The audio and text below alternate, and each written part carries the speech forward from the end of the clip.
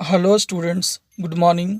हम लोग इस वीडियो में डिस्कस करेंगे क्लास 10th के केमिस्ट्री के सिलेबस के बारे में।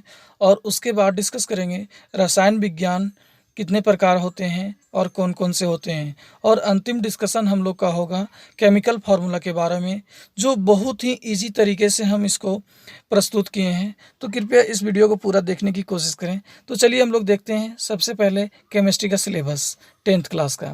पहला है रासायनिक अभिक्रिया एवं समीकरण, दूसरा अम्ल क्षारक एवं लवण, तीसरा धातु एवं अधातु, चौथा कार्बन एवं उनके यौगिक, पांचवा तत्वों का आवर्त वर्गीकरण।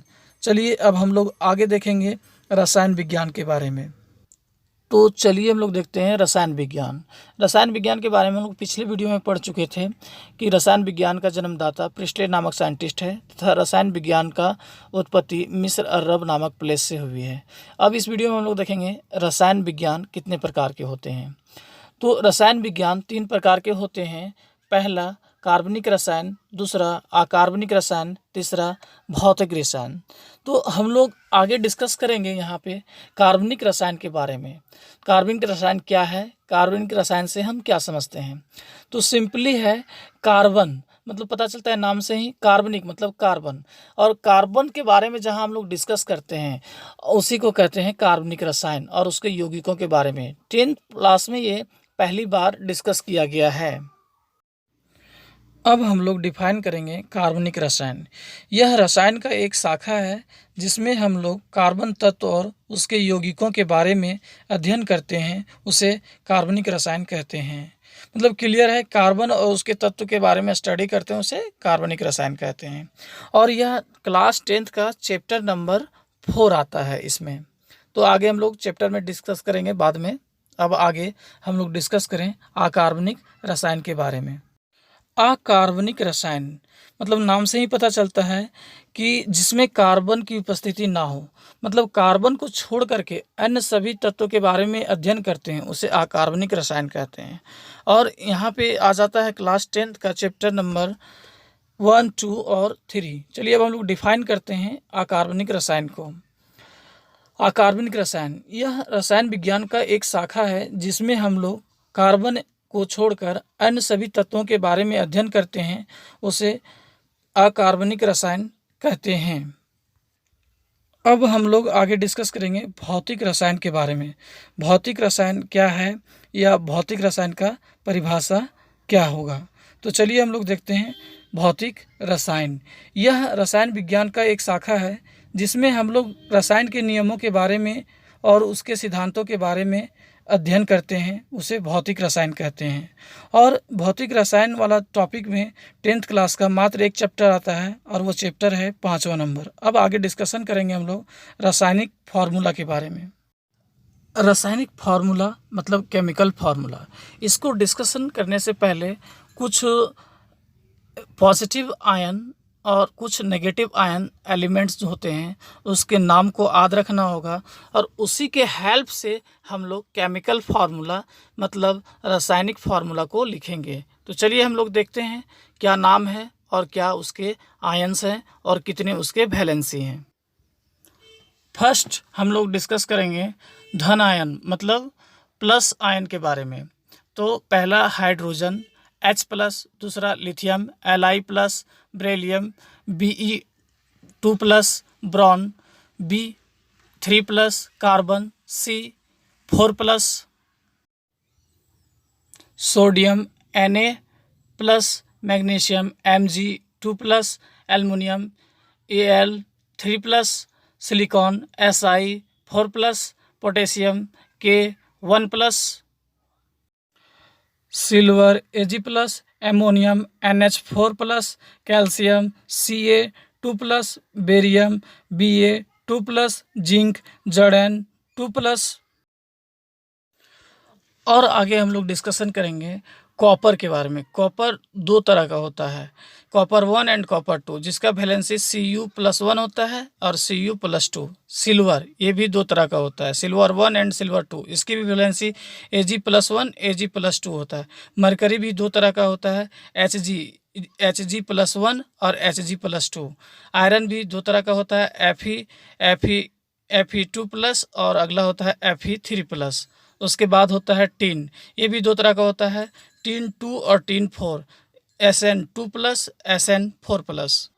और अंतिम में है लेड, Pb, ये भी 2 तरह का होता है, 2 और 4, Pb2 एंड Pb4 इसकी वैलेंसी है। इस प्रकार पॉजिटिव आयन का कंप्लीट हुआ। अब हम लोग आगे डिस्कस करेंगे नेगेटिव आयन के बारे में। नेगेटिव आयन को भी हम एक अरेंजमेंट किए हुए हैं, उसी अरेंजमेंट के हिसाब से आप लोग याद कीजिएगा। तो चलिए हम लोग देखते हैं। पहला hydride H-, fluoride F-, chloride Cl-, bromide Br-, iodide I-। मतलब सबकी वैलेंसी है -1।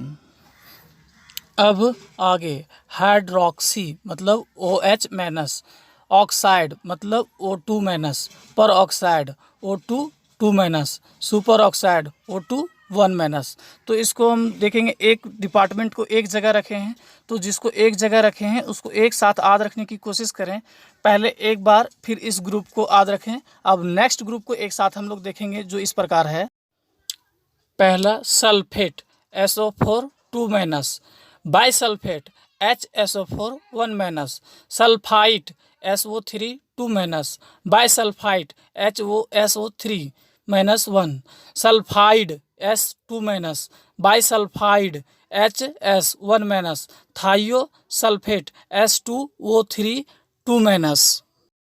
सबसे पहले नाम याद करें, फिर रेडिकल खुद ब खुद याद हो जाएगा। अब आगे nitrate NO3 1-, nitrite NO2 1-, nitride N3-, phosphate PO4 3-।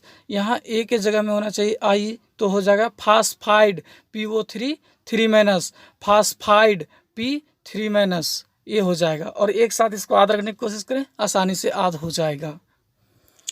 अब नेक्स्ट ग्रुप है carbonate CO3 2-, bicarbonate HCO3 1-, chlorate ClO2 1-, पर chlorate ClO4 1-, cyanide CN 1-, isocyanide NC 1-। बहुत ही 2-2 करके है, आसानी से याद हो जाएगा, ट्राई करें। अब लास्ट में है डाइक्रोमेट Cr2O7, इसकी वैलेंसी -2, पर मैग्नेट MnO4, इसकी वैलेंसी -1, कार्बाइड, इसकी वैलेंसी -4 और सिंबल C होता है। इस प्रकार आसानी से सुबह सुबह सुने, सारा का सारा याद हो जाएगा। अब टोटल याद कर लेने के बाद हम लोग आसानी से केमिकल फार्मूला लिख सकते हैं। तो केमिकल फार्मूला लिखने का बहुत ही आसान तरीका है।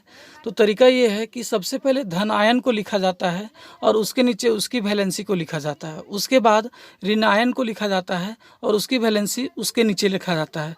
तो आगे हम लोग एग्जाम्पल से समझेंगे। तो एग्जाम्पल है सोडियम सल्फेट, और यहाँ हम लोग जानते हैं, पीछे देखे हैं कि सोडियम जो है वो प्लस आयन है और सल्फेट जो है माइनस आयन है।